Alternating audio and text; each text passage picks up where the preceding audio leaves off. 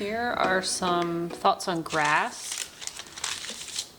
So what I've done for this pet portrait is I have printed out my reference photo, the size that I want to draw Nellie, the beautiful Australian puppy.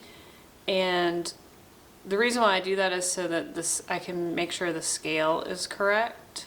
Even though I've transferred my line art, I'm losing it actually.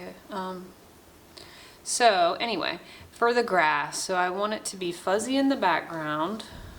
So this was naturally like that, but you can also make it blurry in different photo software if you want. So it's just easier, and I don't want to draw every blade of grass, but I like how it makes it look in the distance.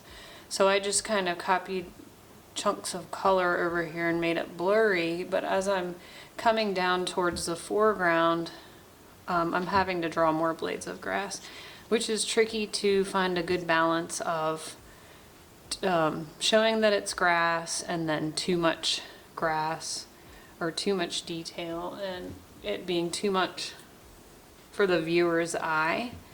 So I'll just show you what I've been doing. It's really hard to see with this lighting, so I'm going to zoom in. So about, I don't know, midway through here, then I've started to, I made sure that the back part was a lot darker, and then I just kind of treat it like fur, go the next lightest green that I'm using and keep layering, and then I'll smudge it with my finger and continue to add darks and lights until I'm okay with the way it looks. So I've done that to probably about down here, and I might have to smudge some of that and make it less each blade of grass. And as you can see, my reference photo now is not good because I superimposed Nellie onto this grass, which is another picture I took that day.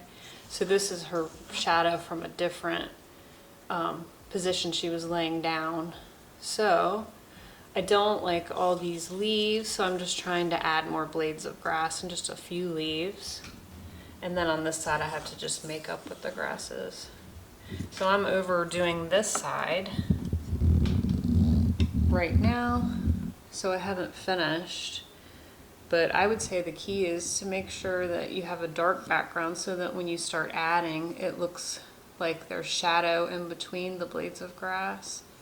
Another thing would be pick out some cool and warm colors of green for your grass. So I have, this is a cool green, a lighter one. This is a warm green, maybe a mid-tone. And then I have, this is a cool darker one, and this is a warm darker. And then I've been putting yellow on top. And the good thing about pastel is, depending on your pressure, you can make it a little bit less saturated. So I've been doing that. And then for lightest bits of the grass where reflection is, then I'm using this kind of cream color from Stabilo, because I found if I use white it looks too milky, so the yellow seems to work a little bit better for that. Another thing to keep in mind is that each blade of grass can have different colors on it, and I think that's what makes it look more realistic. So the grass will be more shaded and you won't be able to see the whole line where it's coming out of the ground. And then so you might just want to, what I've been doing is going back over and I'll just put a little bit of this color, say, on the top of blades I've already drawn, kind of like that. And you can go back in with darker colors and do the reverse. So these are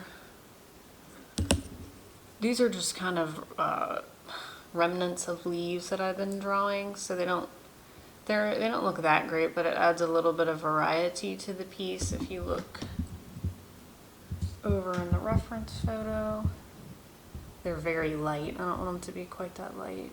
So I'm just giving the idea of a few leaves, and I'll probably lighten little bits of them and then make sure I have blades of grass